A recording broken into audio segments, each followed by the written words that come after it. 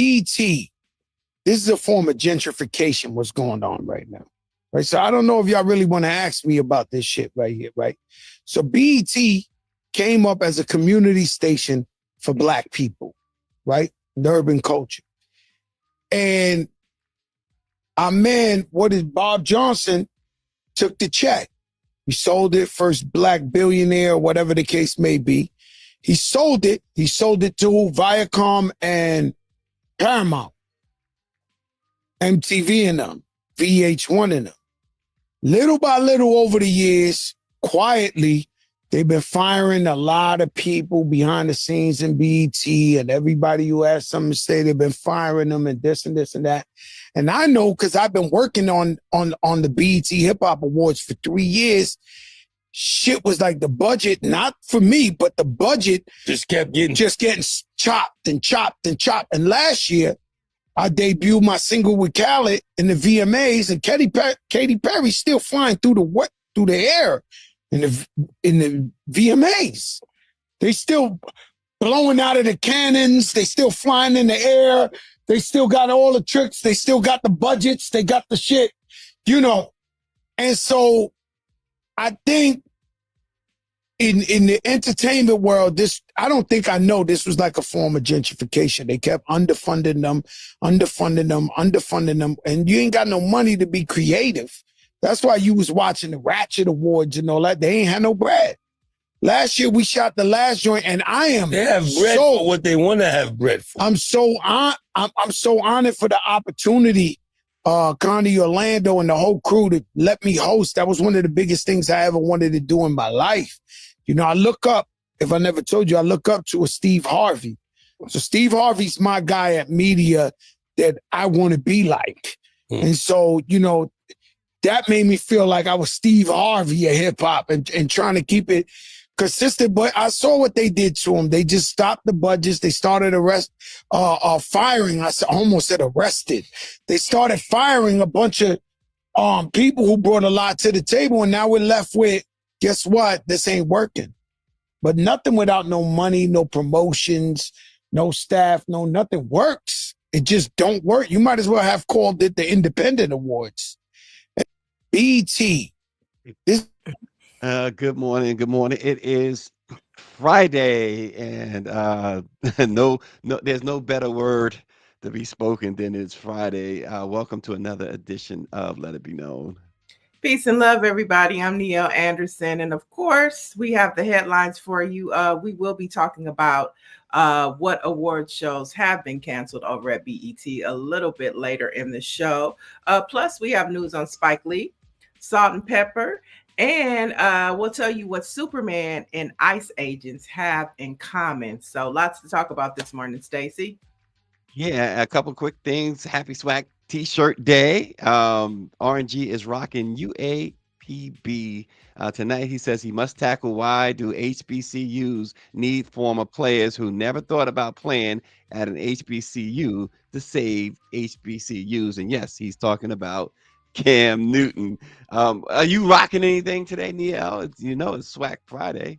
Yeah, like I said, I only have Gremlin T-shirts, but I think I have on a 1619 shirt, so I'm more. Oh, well, there you go. Black folks. There you go. There you go. And listen, one quick question, Niele.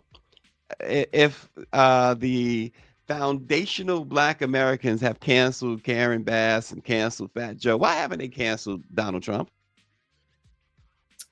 Well, first of all, I don't know if Karen Bass has been canceled.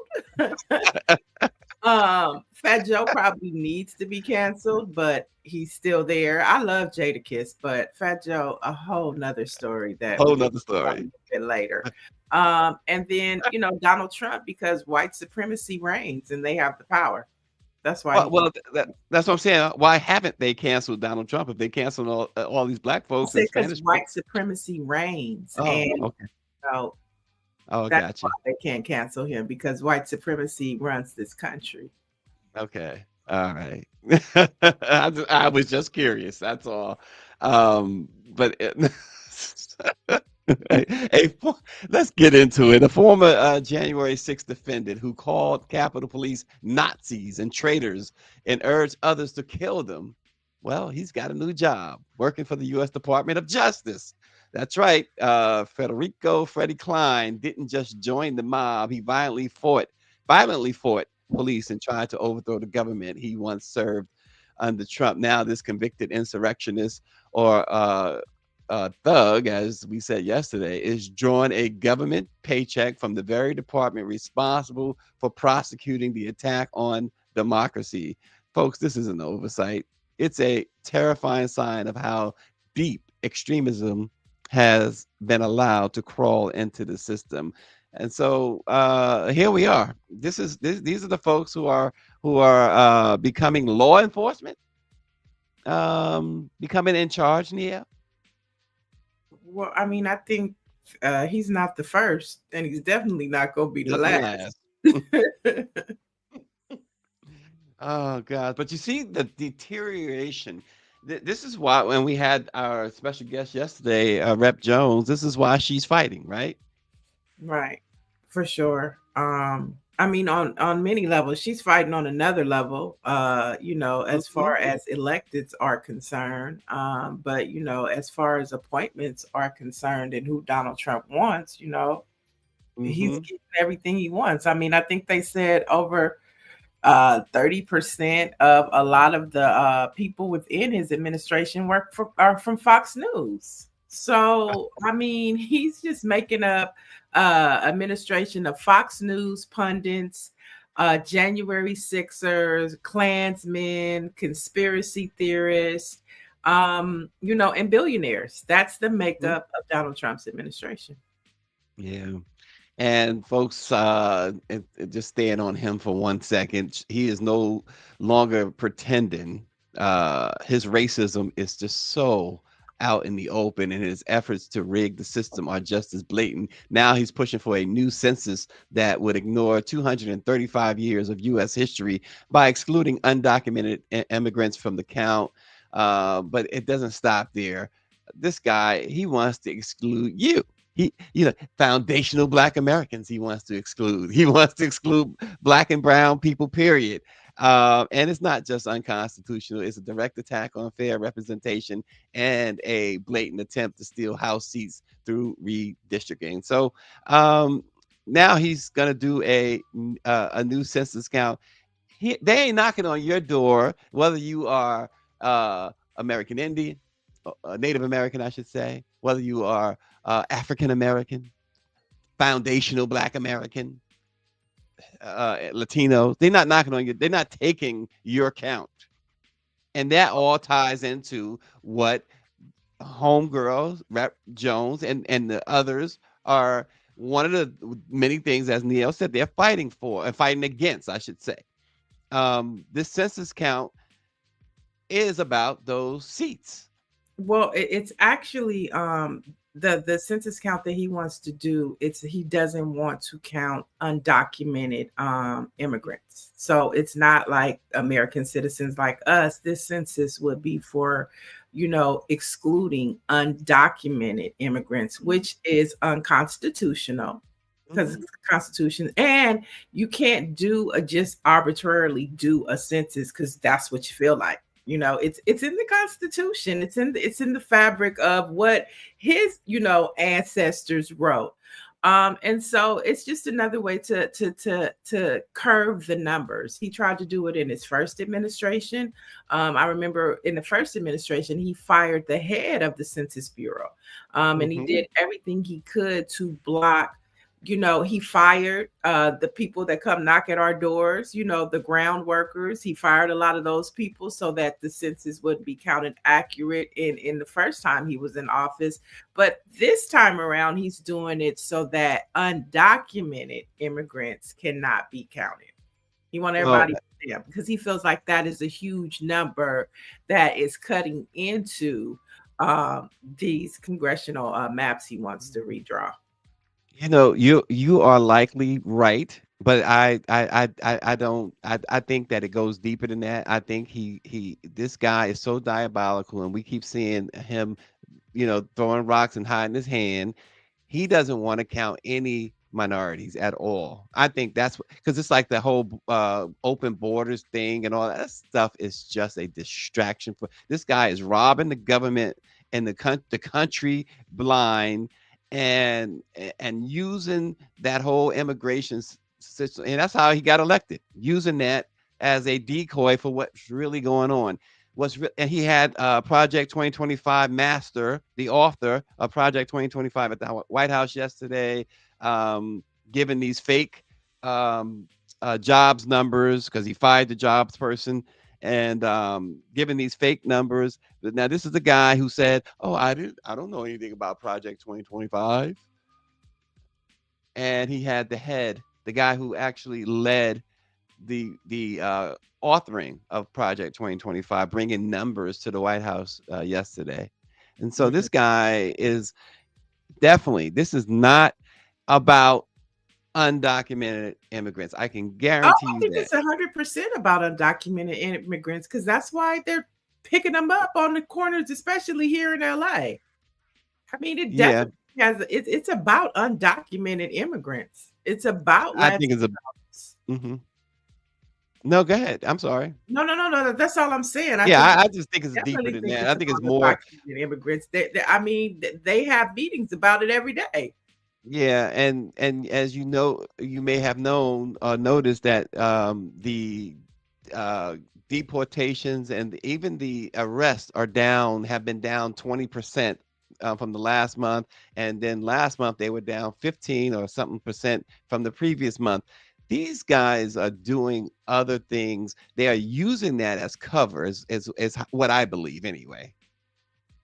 They don't know what they're doing, and they don't have the leadership or the infrastructure to really even execute what Stephen Miller is asking them to do. And they don't have enough agents. That's why the number's down. Just this week, they said that they lowered the age limit for ICE agents. So now you can be 18 to be an ICE agent. They're throwing at, potential agents that we will clear your student debt.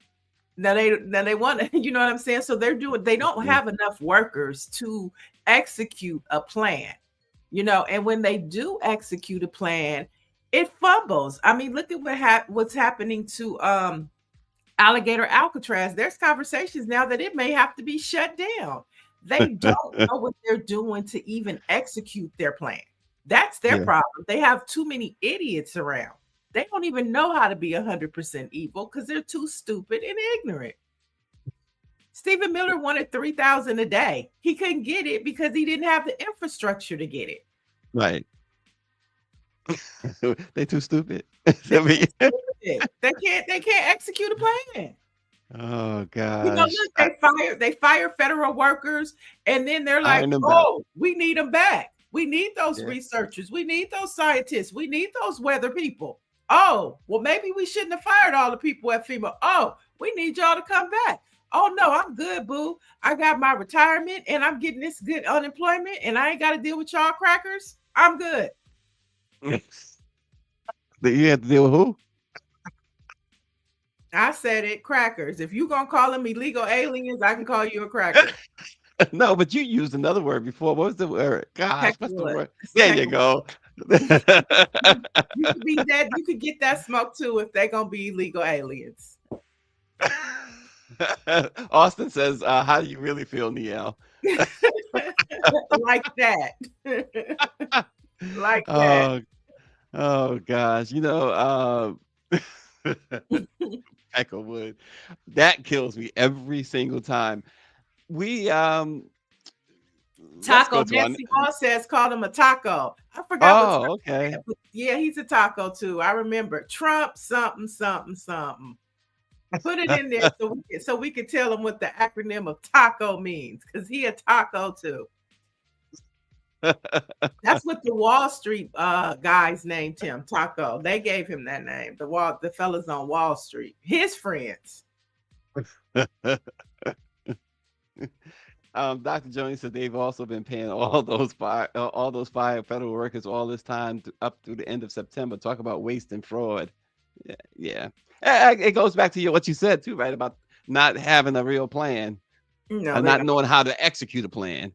They have a plan. They have a devious, gross, Mhm. deceitful, prejudice plan. It's just they have imbeciles implementing it. Yeah, They yeah, can't get it done. imbecile. That's true. Um, moving on. Trump always chickens out. That's taco. Trump always chickens out. Okay. That's taco. Wow. That's the acronym for taco. Thank you, Nancy Wall. Yeah, that's right. That's right. I did see that somewhere. Okay. Nancy keeping up. Nancy Walls, she got it taco. All right. So folks, switching gears a little bit, Salt and Pepper gave us hits like Push It, Shoop, and Let's Talk About Sex. But now they say Universal Music Group is blocking those hits from streaming. They followed the law to reclaim their music after 35 years, but Universal still won't hand it over because the label is claiming that Salt and Pepper didn't sign the original contract. So they're fighting to dismiss the case. Now, these women, of course, broke barriers in hip hop, and now they're fighting just to control the legacy they built. I think we have a clip too. It's time for us to fight for our rights. Just in the beginning, you sign a contract saying that the copyrights will revert back to you after 35 years. And we've done all the things legally to get our copyrights back, but they're just refusing. So we had to sue them. Yeah, it's the law. Yeah. That's what it really boils down to. The pair saying UMG has removed some. Yeah, they did make a law saying that after a certain amount of time, the rights automatically revert back to the artist. And apparently, Universal, they're using an argument that's saying that Salt and Pepper never signed the original agreement. Yeah, I remember back in the day, really, Herbie Lovebug was Salt and Pepper. So I remember, Mhm. during that time, he was in control of a lot of their business aspects. And so I can see the UMG saying that. However, I mean, come on, Salt and Pepper is legendary. Give the women, their music back. And I think Chuck D spoke about this on Monday too, when we asked him about hip hop in the 1990s. And that's when the record companies really doubled down, saw the value and the huge profit of Black hip hop artists. And, you had all of these huge payout advancements. And, artists were taking the money, not understanding that all of that money would have to be paid back before they saw any profits from their projects, right? And so I think it's a lot of bit of that, but I think that this is setting a precedent, especially from those Gen X hip hop artists. If this happens, it'll be a lot. If this moves forward and Salt and Pepper is victorious, a lot of other artists will be able to benefit from their work. Because that is sad that all of these artists put out this music, they shaped the culture, they became the culture, and all of America mimicked them, but they have no rights to their music. That's crazy, Stacy. It really is. The music business was always, you know, crooks were always in the music business, leading the music business. But again, they made a law. There's a law in the books now that they are entitled to those rights. Now they want to use some sort of technicality to say that Salt and Pepper never signed a deal. Okay, but they produced. They produced. And it's been 35 years.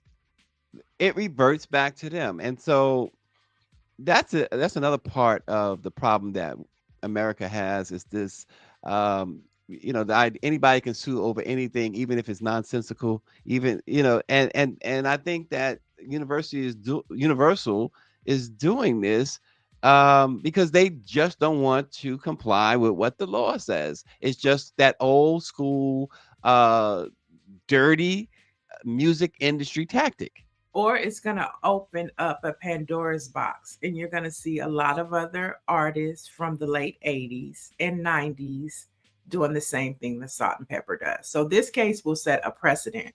And they know they don't want that smoke. They don't want other artists to come and do the same thing that Salt and Pepper is doing. And it's just basically asking for what's theirs, Yeah. Greer saying, you mentioned Herbie Lovebug. Yeah. She said he was foul with their contracts too. So he did according to her, he did some unsavory stuff too. Yeah, and that's my point. That's probably a lot of the hiccups when UMG says, they didn't even sign the paperwork, because he was, just like in Mary, Erica Campbell's husband, he's the silent third member of Mary. It's his group. He named it. He writes all the music.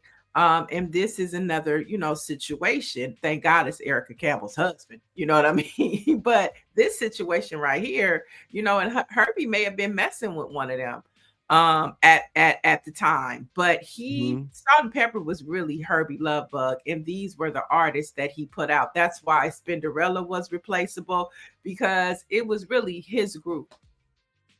And then as they got older and, they became their own women, then they were able to step away. But in the beginning, and what they're talking about, I bet you if you get through all of the paperwork, Herbie Lovebug is at the bottom of a lot of it. Yeah, Greer says that Herbie dated Salt at that time. And the Stephanie Humphreys channel says that it's a shame a law had to be established in the first place. She says that this reminds me of why I appreciate it when Chance the Rapper released his first project on his own. And it goes back to, the two of the biggest artists, Prince and Michael Jackson. Prince, of course, we remember him with the symbol and protesting his Warner Brothers deal. And then Michael Jackson going up to Harlem with Al Sharpton and talking about the music industry being very racist. So two of the biggest stars there ever was, pretty much. Certainly they reigned during their times, talked about the same thing, about how diabolical this industry is. But yeah, and so when you see people like Jay-Z and Rock Nation, or when you look at sports and you see somebody like LeBron James, and when we talk about in politics, like a Jasmine Crockett, those are disruptors. They're not doing business as usual.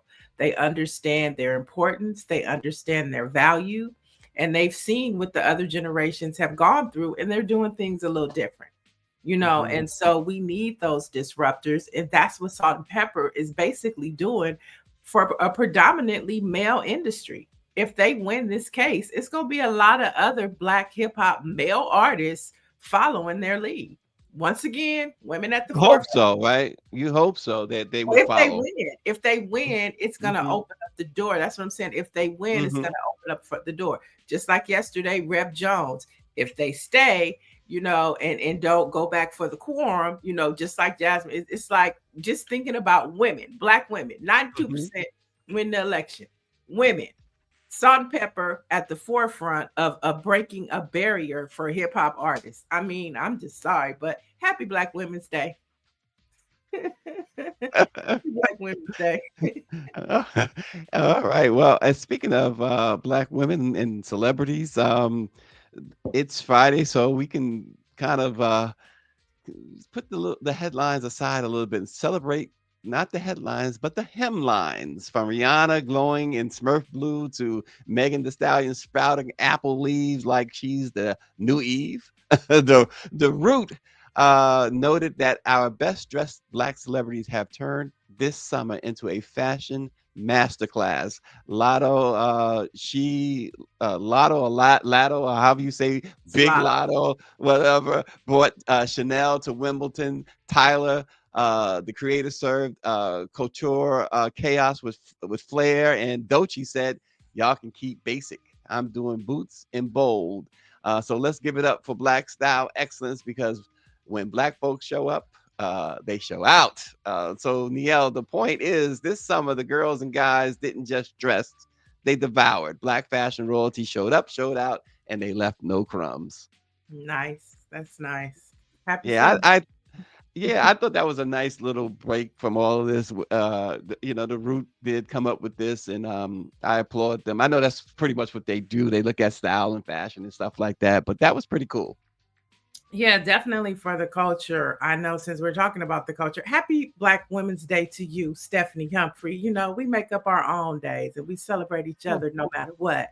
But Reverend Al Green brought up a good point.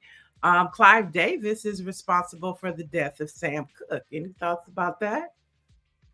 Well, Clive is responsible for a lot of things, according to a lot of people. I, I don't, I don't know. That's interesting. It's It is very I've heard interesting. that rumor. But hey, I don't know. Sam Cooke was Sam Cooke was apparently into certain things that kind of got him in a little hot water with some people, but I don't know. I know he was murdered here in Los Angeles, right, at a motel by a white woman. Was she white? I didn't know she was white. I thought she was a white woman. You're probably right. I just don't know. Allegedly. We say allegedly, Oh God. But back to fashion. I know we went from fashion to murder and Sam Cooke. Well, it's still about the culture. He was a fine dresser. Okay, he was a dapper man. He was very dapper, yeah. He did. Yeah. But many of those. He said she was black. He says she was black. Okay. Okay. Well, allegedly. whatever, but allegedly, yeah. But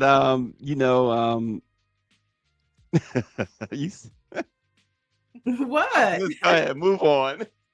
All right. Okay. In more news, so let's get to some more headlines. So this is a story that dates back to 2013, but it was a story that the Black media, Black press, had to push to the forefront, and I'm talking about Kendrick Johnson. Now, if you recall, he was the young Black boy that was found in Georgia, rolled up in a gym mat. His parents are now suing and filing a $12 million amendment of a federal lawsuit against the Georgia Department of Health. Now, the amendment lawsuit focuses on the Georgia Department of Health's refusal to change their son's official death. Now, while the original autopsy conducted by the Georgia Bureau of Investigation ruled Kendrick died from accidental exfoliation, an independent autopsy ordered by his parents listed his cause of death as non-accidental blunt force trauma. So that's a huge difference of the GBI saying he was suffocated to a whole nother autopsy saying that he was murdered basically by blunt force trauma. And so his parents are suing for $12 million. So that family is still seeking justice years later for Kendrick Johnson. Yeah, and people will say, well, money, but that's the only recourse they have right now. And you gotta feel your heart has to go out to them. Somebody killed this young man, and I remember this story, and I remember how heartbreaking. I don't know the family at all, but it was so heartbreaking. It was horrible. And when you look at and you trace back like what they did, this case went to a whole nother state.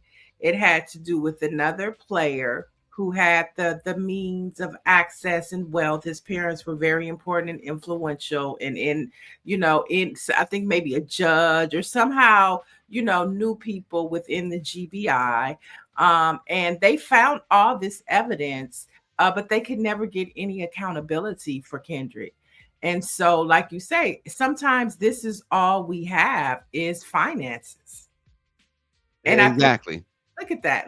And I think this is like why Black Lives Matter is so important, why we continue to say their names, Kendrick Johnson, because there has been no accountability for his death. And that is the story of Black folks, especially Black men and women in this country. No accountability for lynchings, no accountability for beatings, no accountability for murder. Yep. No accountability whatsoever. Yeah, we did cover this story a few years ago, but you're right. There's no accountability in this country, and now we are living under a very much racist regime now that is saying that you guys don't deserve any protections. You don't deserve civil rights. You don't deserve any rights. So if the fight is really really intense now. Right.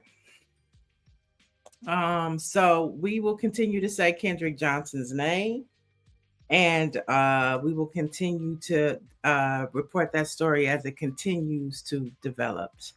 Okay, so this week Beyonce dropped a new collaboration with Levi.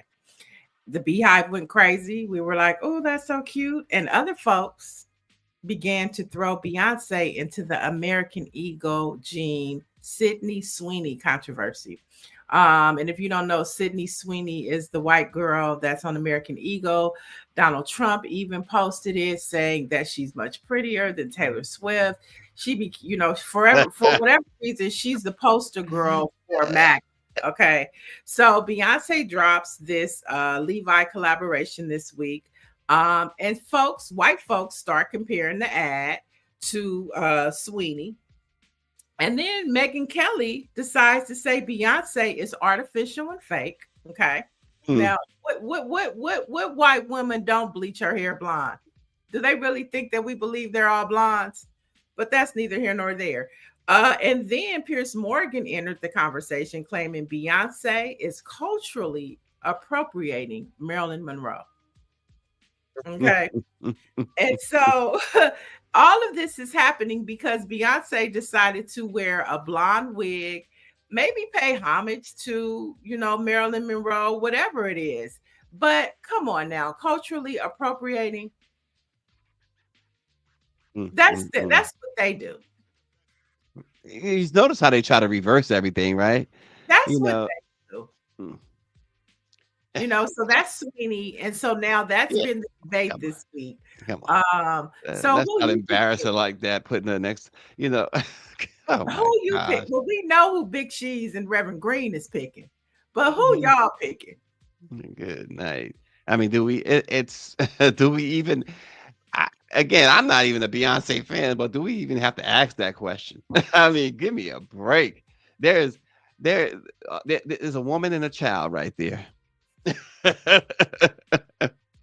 So look, and then Megyn Kelly talking about Beyonce is artificial and fake. Girl, please, how many times do you get your hair dyed in a year? All that blonde ain't yours. Get out of here. There you go, Dr. Joni. Megyn Kelly and Piers Morgan are loathsome. Right. And they're clickbaiters, right? They knew that latching on to Beyonce because of who she is would get them some clicks. So, you want to say culturally appropriating, call her fake and artificial, but all you doing is riding her coattail because you can't get the clicks with Sweeney. You're not getting no clicks with Sweeney, but say Beyonce. And look, we're talking about you today. There you go. And they know that. I mean, come on. But people don't. They believe the hype. I'm surprised Big Cheese and Reverend Green has not commented because it's right up there. I'm sure they commented, but is it even worth, You want to go back to the Biden administration? What y'all saying? Yeah, that's what I'm saying. Y'all want to talk about that, huh? Okay, moving on. Somebody find the kryptonite. Stacy, where is it at?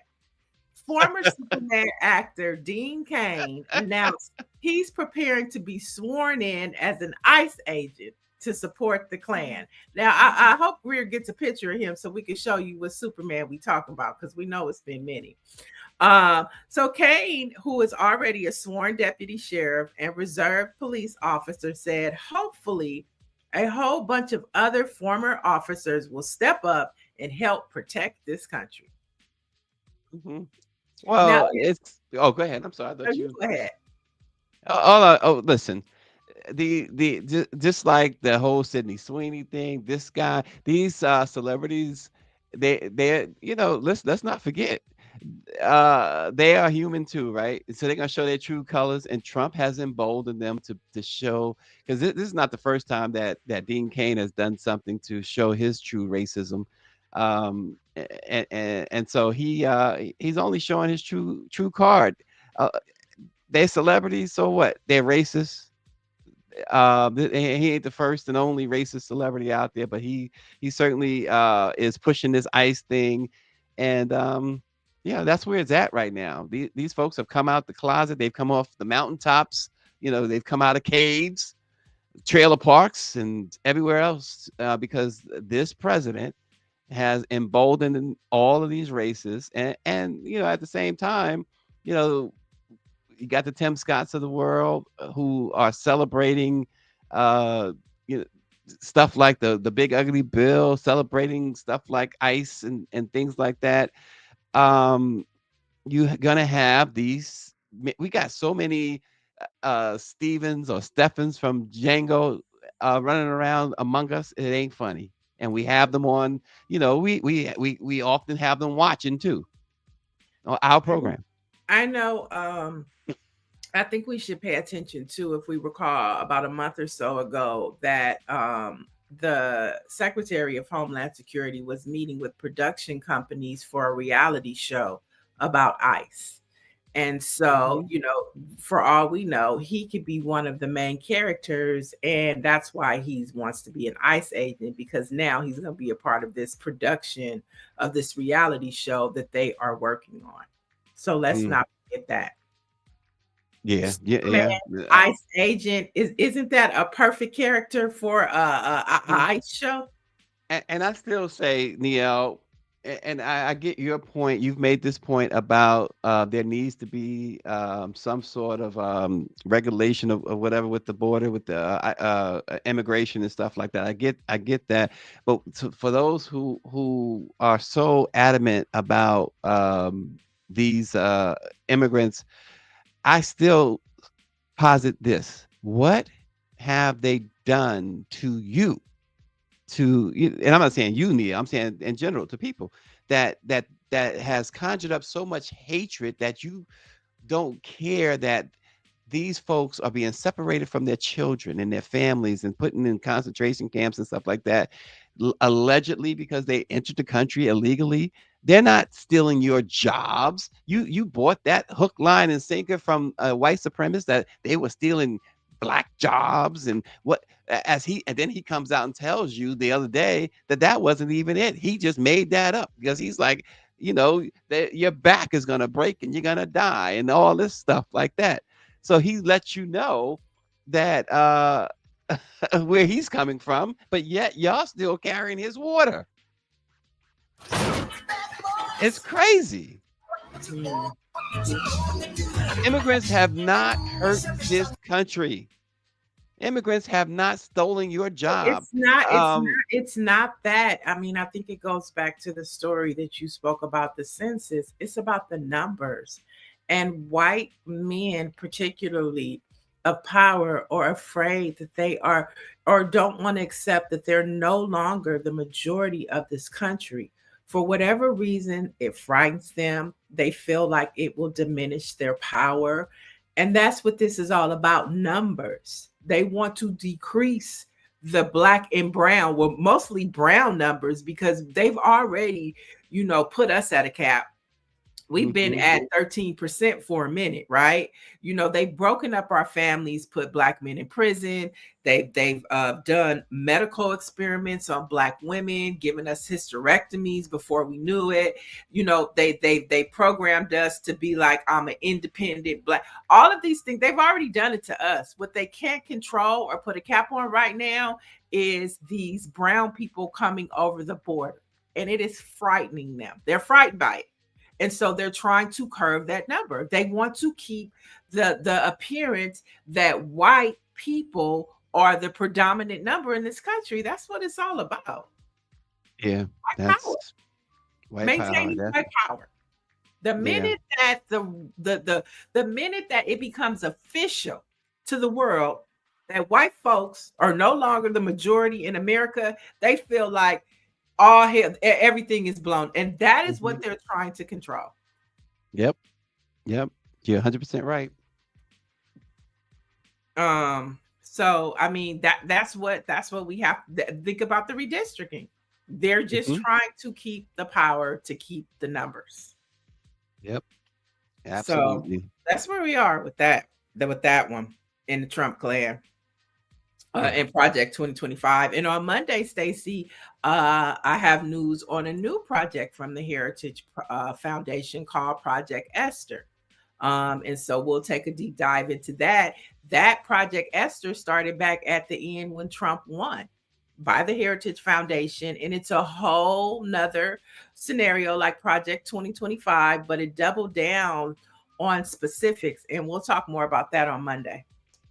Okay, sounds like a plan. I'm looking forward to that. Now you done threw out this whole teaser now. Project Esther, y'all. Google it. Get ready. We're going to talk about it on Monday. All right.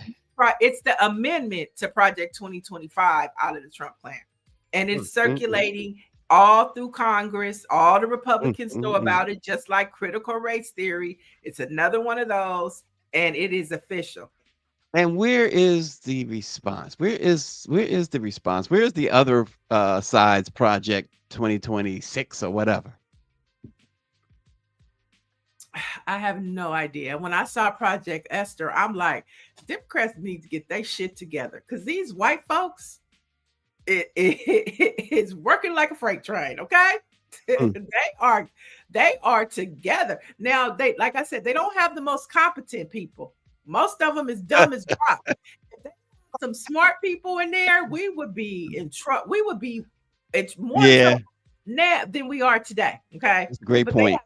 So it's taking a little longer, but they still moving fast. It's only been 6 months. That's a great point. If they had some semblance of intelligence, the trouble we'd be in. Woo. And we're already in trouble 6 months in, and they fumbling left and right. You know what I'm saying? But hey, okay, but we gonna talk. We gonna get the. Have you heard of? Told y'all. We gonna get into it on Monday though. We gonna keep it feeling good today. We gonna keep it feeling. We gonna keep it light today. And we started the show with Fat Joe, the gentrifier, and one of our favorite rappers, Jadakiss, okay, talking about BET. And he was talking about BET announced the suspension of the Hip Hop Awards and the Soul Train Awards. Now, BET's CEO Scott Mills said, I think what we're going to see are more people taking franchises and saying they may have started on linear television, but now I'm going to move it to another space. Do I move it to streaming or do I move it into another platform? So he basically said, yeah, we're suspending the 2 shows, but there is consideration for it to be put on a streaming platform or maybe on a website or something. But I mean, now the Hip Hop Awards, okay, but the Soul Train Awards, that is the Soul Train is like a music institution, historical institution in our community. And so we know that we can expect to see a lot more of this happening over at Paramount. And like I'm saying, I'm really concerned and paying attention as to how the relationship between Paramount and the NAACP continues, being that Trump is DEI, cut it out, you know, and the NAACP having that soap opera over there. You have the NAACP Image Awards. And so when you see things like this happening, it makes you wonder, where does that leave, you know, the NAACP Image Awards? Where does that leave that relationship with the NAACP and that soap opera Beyond the Gates over on CBS? Yeah, I was, you know, it's funny because I was thinking about the NAACP Image Awards when this stuff came out, and I was wondering the same thing. Where does that leave them? Yeah. I mean, I think they have really good ratings. They have out beyond decent, you know, they have great ratings when it comes to the NAACP awards because it's that sophistication that we lack in something like a hip hop awards. And, you know, really where the Soul Train Awards were going. But the Soul Train Awards used to be so good, especially when they honored an icon, and that icon would do like a whole 10-15 minute set. That used to be, people used to look forward to that. And I just don't understand why they lost that. Yeah, listen. People need to understand that they have to change with the times, and I think that's part of it, that they don't change with the times, or they try to stay with the old stuff. And we're getting you get people, younger ones especially, who need to be talked to directly. You have to engage them directly, and I think that they lose sight of that. Right. I mean, and here's the thing: when you think about it, BET kind of took over where the MTV Awards left off, right? And so now you see the erasure of the Soul Train Awards, which BET acquired. They probably should have never acquired it. See the Hip Hop Awards going away, which probably needed to raise the bar of class a couple of notches. I'm just saying. But then you look at the MTV Awards now, right? MTV Awards, they're trying to revive it. Not only will it come back on, I think it's next month on MTV, but they're also putting it on CBS. Never before in history has the MTV Awards been put on regular television. It's always been a cable program. And so we see the NAACP Image Awards. It's on BET, and it would air on CBS. They're doing the same thing with the MTV Awards, but now they're taking away the Hip Hop and Soul Train Awards. Yeah. Another bit of the culture. Another hit to the culture. And so we'll be monitoring this situation and the relationship between Paramount and the NAACP Awards, and we'll continue to monitor that Salt and Pepper story, because it definitely has the potential to set a precedent for Gen X hip hop artists. And then finally, let's talk a little bit about what to watch this weekend, y'all. So The Pickup with Eddie Murphy and Keke Palmer is airing right now on Prime. And Speedy, which is a popular streamer and influencer, he just dropped an interview with Eddie Murphy. It is hilarious. You got to go watch it. Eddie Murphy, of course, is talking about his movie, The Pickup. And so Eddie Murphy is also talking about how he's set to take the iconic role of the inspector in the upcoming Pink Panther film. He's also preparing to portray funk music legend George Clinton in a biopic, and he's also confirmed for Shrek 5. So he has all of the genres taken care of. But this movie right here, The Pickup, can't wait to watch it this weekend with Keke Palmer. It looks hilarious. Stacy. So he's gonna play George Clinton, huh? Mm-hmm. Wow, that's gonna be interesting. It's gonna be very much so. I know on the you guys should go check out the Speedy interview. He talks about, Speedy asked him about he worked with Beyonce on Dreamgirls. So what is your Dreamgirl moment? And he said, well, I was going through a divorce at the time, and everything is hazy. He said, but Beyonce and Jennifer Hudson don't know this, but I was sitting in the audience while they were doing a scene. And he says, Jennifer Hudson, this is when she was new, new money, new acting, still a little South Side Chicago. She was sitting on the stage and her hands were ashy, and she started licking her hand finger and getting the ash off. And he said, he was like, they didn't know I was there. He said, Beyonce reached over and was like, baby, don't do that. We're going to get you some cream. Mm-hmm. He was like, that's my Beyonce moment. And so in that, I was like, he still got it. I would love to see the way he told that story. And he was like, that's my Beyonce moment. Telling Jennifer Hudson, baby, don't do that. We're going to get you some cream. But I was like, bring him back. Oh, man. Yeah, I saw that part. Yeah, that's funny. Yeah. Great interview with Speedy. I mean, great interview. So you can check that out, but you can check out The Pickup airing right now on Prime. And then, of course, we're coming up on the 20th anniversary of Hurricane Katrina, which would be August 29th. It happened in 2005. We talked a little bit about it earlier this week.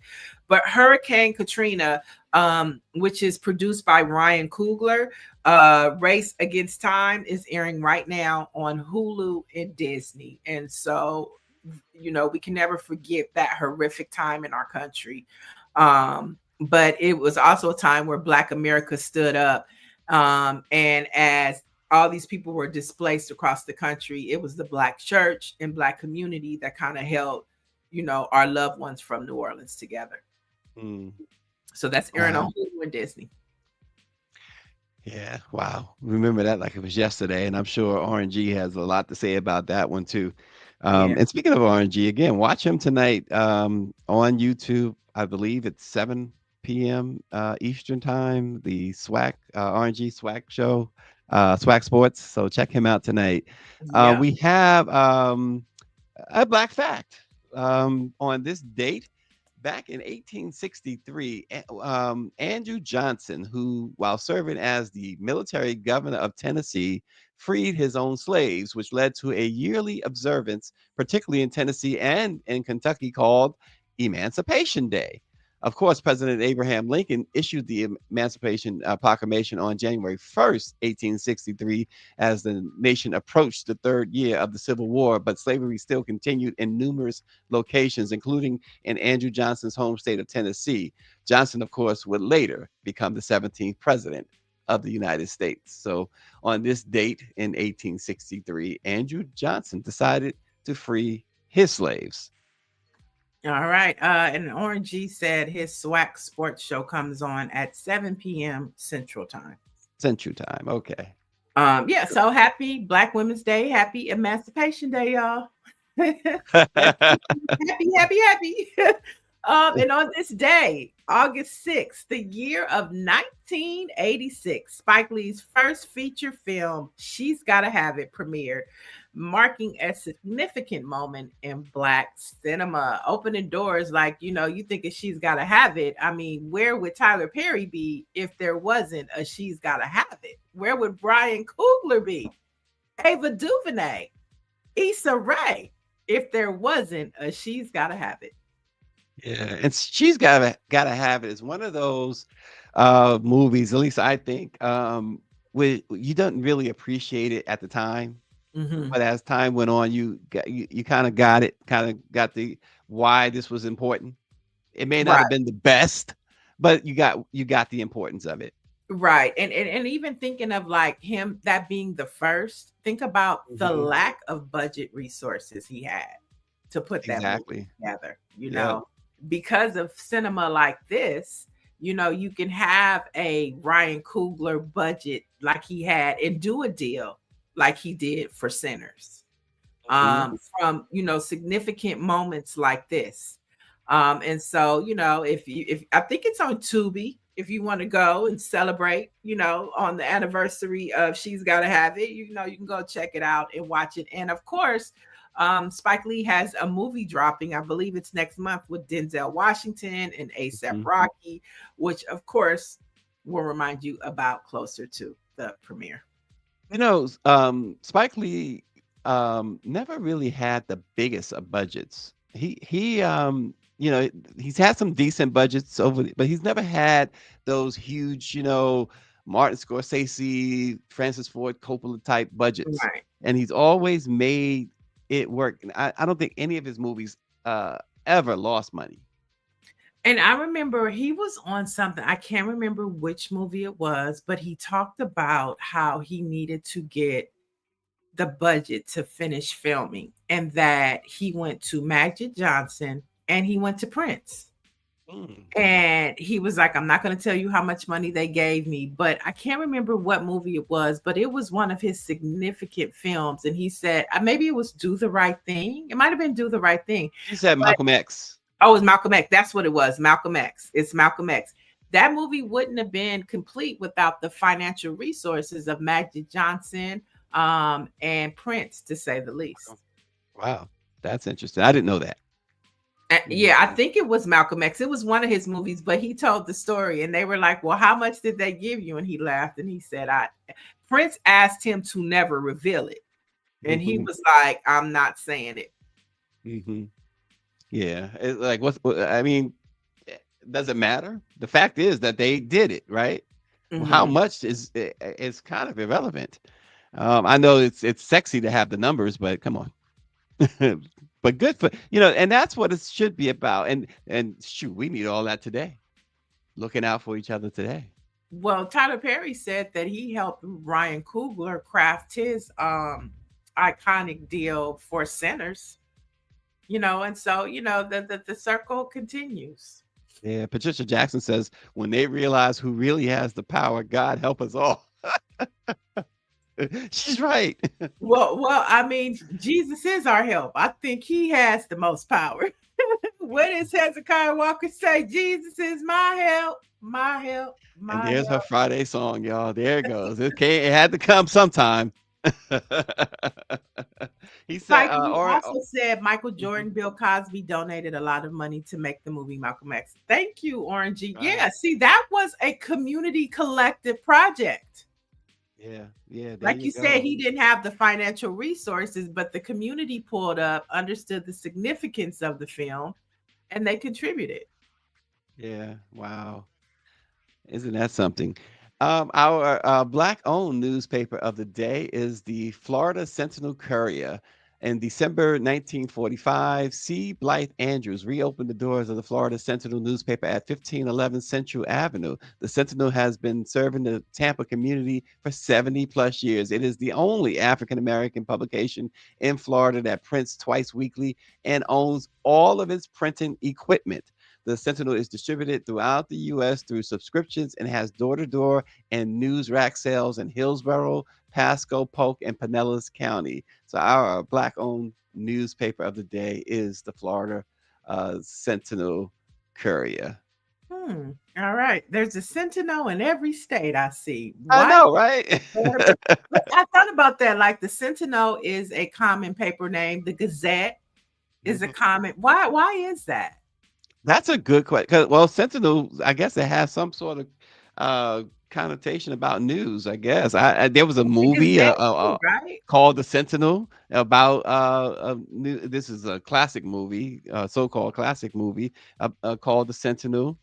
So, and the Gazette, there's certain paper names that are universal across the country.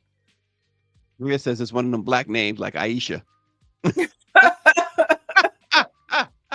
Ask Aisha, coming soon. All right, guys, for truth, for justice, for entertainment and fun, you want to head over to BlackPressUSA.com. There are stories there that meet all of those categories and more. So in between time, you can go over there until we get back to you on Monday. There you go. And looking forward to hearing about Project Esther from you on Monday, Niele. I'm sure you guys will hear about it on Black Press USA next week too, huh, Stacy? Yeah, absolutely. Absolutely. Thanks for watching. Let it be known. Have a great and safe weekend. And we will see you on Monday.